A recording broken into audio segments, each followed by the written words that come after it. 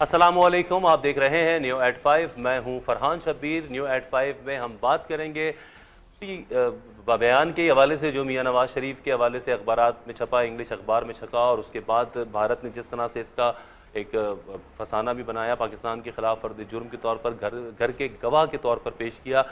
قومی سلامتی کمیٹی کا اجلاس ہوا، وزیر اعظم کی جانب سے اس کے اوپر کوششیں کی گئیں، کسی طرح سے اس معاملے کو حل کرنے کی کوشش کی جائے، لیکن وزیر اعظم ان کو بھی سمجھ میں نہیں آ رہا تھا کہ وہ کس طرح اس بات کی وضاحت کریں۔ نہ وہ وزیر نواز شریف کے بیان کو مسترد کر رہے ہیں، میاں نواز شریف کے بیان کو، نہ ہی وہ یہ کہتے ہیں کہ یہ بات غلط تھی، بلکہ ان کا یہی کہنا سامنے آ رہا ہے۔ آج بھی قومی اسمبلی کے اجلاس میں وزیر اعظم نے جو کہا کہ توڑ مروڑ کے پیش کیا گیا ہے، اب یہ بات سمجھ میں نہیں آ رہی کہ کیا سیرل المیڈا جنہوں نے یہ انٹرویو چھاپا انہوں نے توڑ مروڑ کے پیش کیا، اخبار نے کیا، لیکن آج میاں نواز شریف پھر وہی اپنی بات کہہ رہے تھے۔ ان کا یہ کہنا تھا کہ اب وقت آ گیا ہے، دودھ کا دودھ کیا جائے، پانی کا پانی کیا جائے، ایک کمیشن بنایا جائے، بلکہ میرے سینے میں بہت سے راز ہیں۔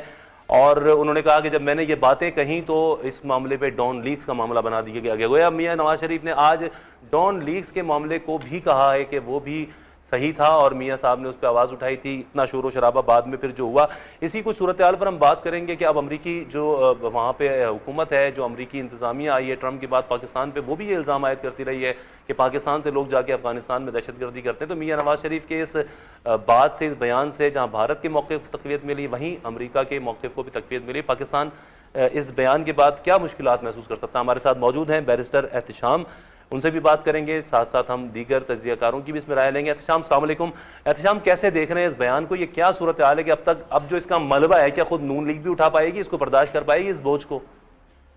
میرا خیال ہے بہت مشکل ہو جائے گا۔ وہ تمام لوگ جو، میں پہلے بھی یہ بات سوچ رہا تھا کہ وہ تمام لوگ جن کا تعلق پاکستان مسلم لیگ نواز سے ہے، ان میں سے وہ لوگ جن کا جینا مرنا میاں نواز شریف کے ساتھ ہے اور ایک ہی کشتی کے مسافر ہیں، مثال کے طور پہ خواجہ آصف صاحب، خواجہ سعد رفیق صاحب یا دیگر اس طرح کے کچھ جو ان کے اہم رہنما ہیں، انہوں نے تو نواز شریف صاحب کا ساتھ دینا ہی دینا ہے۔ آپ دیکھیں کل رانا ثناء اللہ صاحب نے بھی کس طرح سے ان کو ڈیفینڈ کیا۔ جو وزیر اعظم ہے، انہوں نے نیشنل سیکیورٹی کاؤنسل کی جو میٹنگ تھی اس کے اندر بالکل اس بیان کو مسترد کیا اور کہا کہ جھوٹ پر مبنی تھا، ذاتی مفادات پر مبنی تھا، گمراہ کن تھا، لیکن بعد میں پارلیمنٹ میں جا کے انہوں نے میاں نواز شریف صاحب کو ڈیفینڈ کرنا شروع کر دیا۔ تو ایک تو یہ کیٹیگری ہے of P M L N leaders.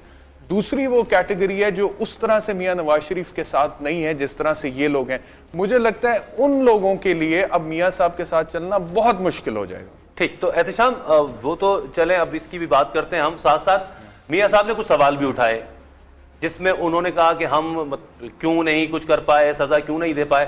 اس قانونی جو مرحلہ تھا یہ اجمل قصاب کی گرفتاری بھارت سے لے کے، اس واقعے کے حوالے سے لے کے، خود جب بھارت میں موجود صحافی ہوں یا ان کے سابق آئی جی ہوں، وہ کتاب لکھ کے خود کہتے ہیں یہ انسائیڈ جاب ہے، جرمن صحافی کہتے ہیں کہ بھارت کی انسائیڈر جاب تھی، تو کیا وزیر اعظم پاکستان میاں نواز شریف کو ان باتوں کا اندازہ نہیں تھا کہ اس ٹرائل میں بھی کتنے سقم رہے، کس طرح سے پاکستان کو نہیں جانے دیا گیا اجمل قصاب کو کراس ایگزامن کرنے کے لیے؟ فرحان، یہی تو تنقید ہو رہی ہے کہ میاں صاحب بجائے اس کے کہ وہ پاکستان کا بیانیہ سامنے رکھتے اور ہندوستان کے حوالے سے ہمارے جو تحفظات تھے اس تمام تر واقعوں کو لے کے وہ سامنے رکھتے، انہوں نے ہندوستان کے بیانیہ کو بولنا شروع کر دیا۔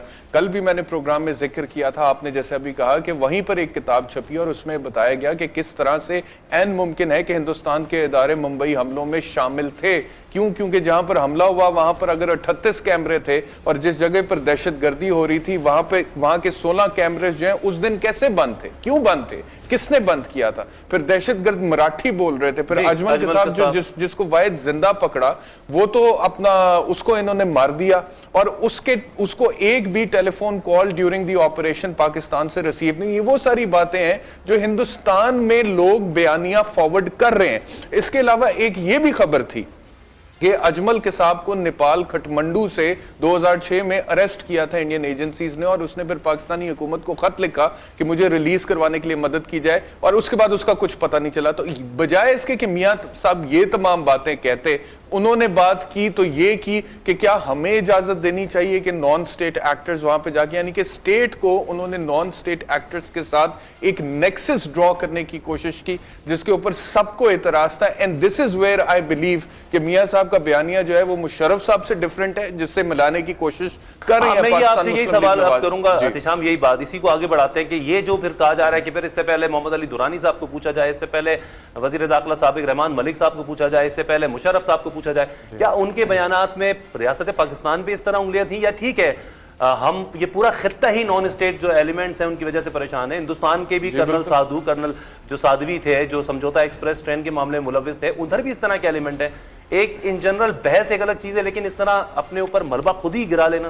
جی بالکل, آپ نے بالکل ٹھیک آئیڈینٹیفائی کیا فرحان کہ نان اسٹیٹ ایکٹرز بہت سارے پاکستان میں ایسے ہیں, جیسے ٹی ٹی پی, تحریک طالبان, جس کے ہم خود وکٹمز ہیں اور ہم ان کے خلاف جنگ بھی لڑ رہے ہیں. ہمارے اے پی ایس میں بچے جو شہید ہوئے, مون market blast, Data Sahib blast, بے شمار ہر کسی مزار کو انہوں نے چھوڑا. تو ہم نے تو خود ان کے ہاتھوں بھگتا ہے اور ہم ان کے خلاف لڑ بھی رہے تھے اور الحمدللہ ہم نے ان کے خلاف جنگ جیتی بھی ہے کافی حد تک. لیکن اگر ہم انہی نان اسٹیٹ ایکٹرز کو ایک طرح سے نیکسس ڈرا کریں یا ان کا لنک ڈرا کریں اپنے ساتھ, اب میاں صاحب اتنے بچے نہیں ہیں فرحان, دیکھیے ہم قانون میں کہتے ہیں ایک وہ چیز ہوتی ہے جو ہم ایکسپریسلی بول دیتے ہیں, ٹھیک ہے, ایک وہ ہوتی ہے جو امپلائڈ ہوتی ہے. when you say something even you did not express it specifically, لیکن implied ایک پیغام چلا جاتا ہے. تو میاں صاحب کی جو سٹیٹمنٹ تھی کہ کیا ہمیں اجازت دینی چاہیے ان لوگوں کو وہاں جا کے 150 لوگوں کو مارنے کی, اس میں ہندوستان نے اس چیز کو امپلائڈ لیا, اس کو ایکسپلوئٹ کیا, اور پھر میاں صاحب اس بیان پہ ڈٹے رہے نا, یا تو پھر آ کے وہ خود تردید کر دیتے. ٹھیک ہے, انہوں نے کہا میں نے جو کچھ کہا میں نے سچ کہا اور اب جو بھی کانسیکوینسز ہوں گے میں اس کو فیس کروں گا. تو یہ جو ہٹ دھرمی ہے یہ غلط ہے اور اس کا پاکستان کی ریاست کو نقصان ہو رہا ہے. ٹھیک ہے, ہم بات کو آگے بڑھاتے ہیں کیونکہ اب جہاں اس بیان کے, اس انٹرویو کے اس ٹکڑے کے دو حصے بنتے جا رہے ہیں کہ ایک تو یہ واقعہ دوبارہ سے اب اس کی حقیقت اور بھی سامنے آنی چاہیے. بات کی آنے والی کتابوں نے بھی بھارت کی جو کوشش اس میں اس سازش کے اندر یا اس تمام معاملے کے اندر ہاتھ تھا ان کی اپنی ایجنسیوں کا, اس کو ظاہر کیا. اور دوسرا جس طرح احتشام ہم بات بھی کر رہے ہیں کہ اس بیان کا کیا اثر پڑے گا, بیان کے اثر سے آگے نکلتے ساتھ ساتھ یہ جو واقعہ تھا, معروف تجزیہ کار کالم نویس ہمارے ساتھ موجود ہیں, ان کی بھی کتاب اس حوالے سے اب آنے والی ہے کچھ ہی دنوں کے بعد, اور انہوں نے بھی 2 کالموں کے اندر اس پوری تفصیل کا ذکر کیا کہ یہ واقعہ جس طرح سے ہوا اور اس میں کتنے جھول تھے خود اجمل قصاب کے بھارت میں کیس چلانے کے اوپر. منیر احمد بلوچ صاحب السلام علیکم. وعلیکم السلام. منیر احمد بلوچ صاحب کیا کہیں گے آپ, کیا میاں نواز شریف اتنے سادہ تھے کہ ان کو یہ نہیں پتا تھا کہ خود اس ٹرائل کے اندر بھارت کے اندر ہی کتنے سکم تھے, خود بھارت میں موجود لوگ, ان کے آئی جی سابق, خود جرمن صحافی کس طرح سے ان سقم کی نشاندہی کرتے آ رہے تھے یا جس طرح سے اس میں ساتھ تھا بھارتی ایجنسیوں کا. آپ نے خاصی تفصیل سے اس پہ لکھا ہے, کیا کہیں گے آپ اسے؟ میاں صاحب نے نہ جانے کس ایجنڈے کے تحت یہ باتیں کی ہیں. یہ اعترافات ہیں ایک طرح کے 3 دفعہ اس ملک کے چیف ایگزیکٹو رہنے والے کے, جس پہ افسوس ہی کیا جا سکتا ہے ایک محب وطن پاکستانی کی حیثیت سے. جہاں تک 26/11 کا تعلق ہے, اگر آپ بمبئی کا نقشہ اپنے سامنے رکھیں اور جو کرائمز برانچ میں انہوں نے چلان پیش کیا ہے 11,800 صفحات کا, اس میں یہ کہتے ہیں کہ یہ کشتی پہ جو لوگ تھے, سب سے پہلے انہوں نے ایک ٹرالر جو تھا فشر مین کا, اس کو انہوں نے امپاور کیا, باقیوں کو انہوں نے دریا میں سمندر میں پھینک دیا اور ایک کو انہوں نے جو نیویگیٹر تھا اس کو ساتھ رکھا. اب جب وہاں پہ وہ بمبئی کے ساحل کے قریب پہنچتے ہیں, یہ ان کی جو یعنی چلان ہے عدالت میں, اس کے مطابق وہ کہتے ہیں کہ یہ مچھلی مار اپنا بستی ہے, یہ وہاں پہ آ کے یہ لوگ اترتے ہیں.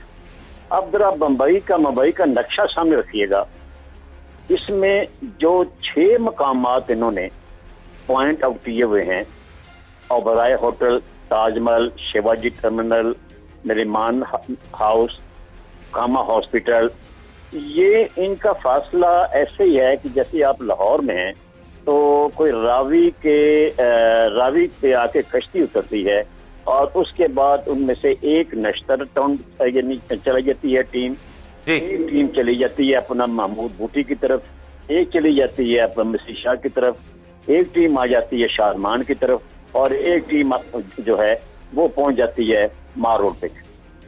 اب یہ کس طرح, یعنی اب بمبئی کا جو اپنے جو نقشہ جو ہے, ان کی جو ٹریفک جو ہے وہ اس طرح کی ہے کہ اگر آپ بڑی سپیڈ سے بھی اپنا مختلف گاڑیوں میں یا ایک گاڑی میں یعنی نکلے ہوں تو ٹارگٹ تک یہ جو یعنی 5 ٹارگٹ تھے یہاں تک پہنچنے میں کم از کم 1 گھنٹہ لگتا ہے، ایک 1 آور۔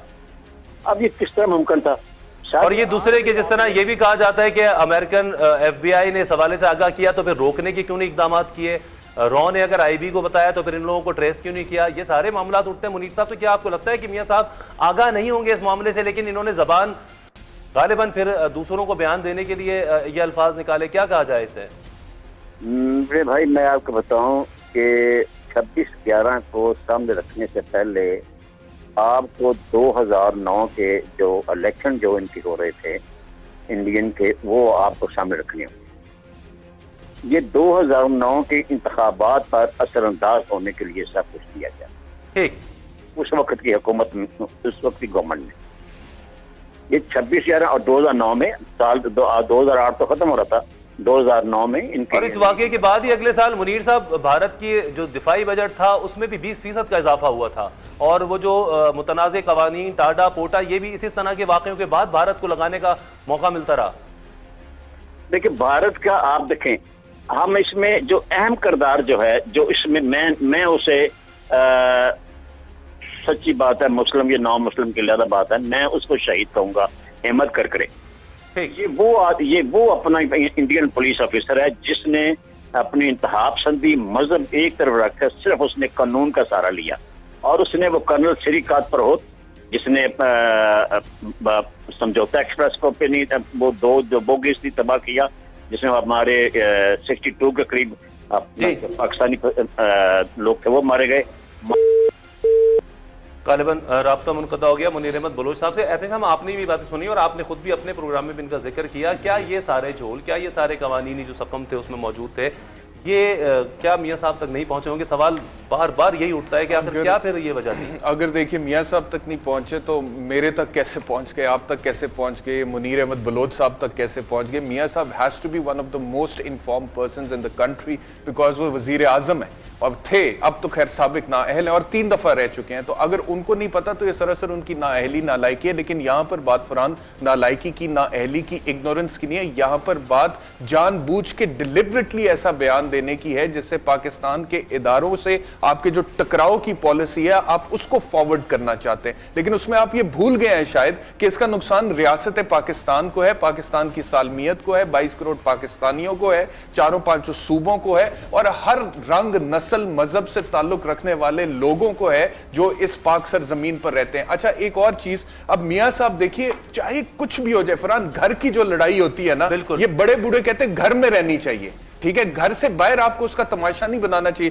آپ نے باہر جا کے جب بات کرنی، آپ کو یاد ہوگا ہر بار جب امریکہ میں الیکشنز ہوتے ہیں، ریپبلکنز اور ڈیموکریٹس کے درمیان ایک دوسرے کے خلاف وہ ڈیبیٹس کرتے ہیں، ایک دوسرے کے خلاف آرگیومنٹس دیتے ہیں، ہر حد تک جاتے ہیں، لیکن جب الیکشن ہو جاتا ہے اگلے دن جو پارٹی ہارتی ہے اس کا جو کینڈیڈیٹ ہوتا ہے وہ آ کر کہتا ہے when the other day next morning we all wake up we are all Americans so we are all Pakistanis۔ میاں صاحب کو یہ نہیں بھولنا چاہیے، پاکستان مسلم لیگ نواز والوں کو یہ نہیں بھولنا چاہیے، اور اگر آپ نے بات کرنی ہے تو آپ ان کی بات کریں نا جو پاکستان کے معصوم شہری زندہ جلا دی گئے سمجھوتا ایکسپریس میں، ذکر نہیں کرتے، ان کا ذکر ہی کوئی نہیں۔ تو آپ یہ اگر فرحان ایک آپ کو پتا ہوگا 8 سال کی بچی آسمہ کشمیر میں متعصب ہندوؤں نے مندر کے اندر اس سے زیادتی کی اور پھر اس کے بعد اس کو قتل کر دیا۔ میاں صاحب نے ایک دفعہ اس کا ذکر کیا؟ کشمیر میں جو لوگ شہید ہوئے میاں صاحب نے ایک دفعہ اس کا ذکر کیا؟ میاں صاحب نے بلوچستان میں اور کراچی میں را فنڈڈ جو ٹیررسٹ ایکٹیویٹیز ہیں ان کا ذکر کیا؟ کلبھوشن یادو کو اب آ کے ایک دفعہ ٹوٹے منہ کے ساتھ میاں صاحب نے کہہ دیا کہ وہ سپائی ہے، لیکن ابھی تک دہشت گرد کا لفظ ان کے منہ سے نہیں نکلا۔ And he is a state actor, let me remind Mian Nawaz Sharif, he is a state actor, he is not non state actor, اور وہ ہندوستان اس کو لے کے پھر انٹرنیشنل کورٹ آف جسٹس میں پہنچ گیا فرحان، اور ہم یہاں پر بیٹھ کے جو ہے کیا باتیں کر رہے ہیں، بہت کمزور کرتے ہوئے نظر آ رہے ہیں۔ میاں نواز شریف نے یہ کہا ہے کہ واقعی یہ کمیشن بنایا جائے جہاں پہ دودھ کا دودھ پانی کا پانی ہو سکے۔ منیر احمد بلوچ صاحب ایک دفعہ پھر ہمارے ساتھ موجود ہیں۔ منیر احمد بلوچ صاحب، یہ کمیشن بنانے والی تجویز جو ہے وہ ان کی کس حد تک آپ کو لگتا ہے کہ ٹھیک ہے بننا چاہیے واقعی کمیشن، اور سب اپنی اپنی غلطیوں کا جائزہ لیں، اور کیا یہ وقت پھر ان غلطیوں کے جائزے کے اوپر بحث کرنے کا بھی ہے بھی یا نہیں؟ اصل میں ہمارے ملک میں کمیشن کی جو صورتحال ہے یہ آج تک کامیاب نہیں ہو سکی۔ बहुत से कमीशन बने, इतने कमीशन बने, किसी का कोई रिजल्ट निकला ही नहीं।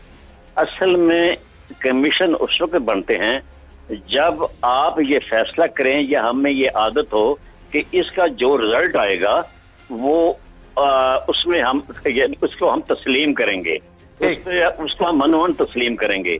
उस कमीशन में जो अपना उस सजा तजवीज की जाएगी उसको सर तस्लीम हम करते हुए अपना उसके आगे उसको मानेंगे। ये तो हमारे यहाँ पे होता ही नहीं। देखें, मैं आपको बताता हूँ, मियाँ साहब ने कारगिल पे भी कहा था कि कमीशन बनाया जाए। मैं आपको हवाला देता हूँ, इंडियन उस वक्त जब 99 में जब ये कारगिल हुआ, विष्णु भगत था इंडिया की अपने नेवी का एडमरल, उसने अपनी किताब लिखी है। उसी किताब का एक पैरा है, मैं आपको बोल सुनिएगा। वो उसमें विष्णु भगत लिखता है कि इंडियन गवर्नमेंट ने बिल क्लिंटन से ये रिक्वेस्ट की कि पाकिस्तानी फौज मुशर्रफ को मजबूर किया जाए कि पाकिस्तानी फोर्सेस जो हैं वो कारगिल की चोटियों से उनको वापस लाया जाए। ये उसने अपनी बुक में लिखा है, विष्णु भगत एडमरल नेवी का। अब बात ये है कि इससे भी कहा जाता है कमीशन बनाए, और वो अभी मियाँ साहब ने ये जो 26/11 पे जब भी बात हुई है, वो और उनकी साहबजादी ने यही कहा कि जी कारगिल में हमने बेइज्जत होने से बचाई, बिल्कुल हमने ये किया। बात यह है कि मैंने जैसे आप सब यानी बात कर रहा था, यानी लाइन हमारी कट गई। ये मक्का मस्जिद हैदराबाद, पूना बेकरी, अजमेर शरीफ, मालेगांव, ये यहाँ पे जितने भी अपना बम धमाके हुए, इसमें इल्जामात लगे पाकिस्तान पे, पाकिस्तान के ISI पे। लेकिन हेमंत करकरे ने वो ऐसा डिग आउट किया, जब एक केस उसने उठाया तो चलते चलते पूरी कड़ियां जो हैं ये अपना वो लेफ्टिनेंट कर्नल अपना हाजिर सरहद इंडियन आर्मी का श्रीकांत पुरोहित उस पहुंची, समझौता एक्सप्रेस को उसने तबाह किया, 62 लोग मारे गए। अब मैं आपको यानी मुंबई हमलों की जो सबसे यानी एक ऐसी चीज है जिससे हमारी यानी को ध्यान नहीं देता, वो शिवाजी टर्मिनल पे जो लोग मारे गए, 52 लोग मारे गए। 52 उसमें 57 टोटल लोग थे, 52 सिर्फ मुसलमान मर्द और औरतें थी। और ये कैसे थे भाई? और उन सब ने बुरके लिए हुए थे, काले बुरके पहने हुए थे, सरों पर टोपियां रखी हुई थी।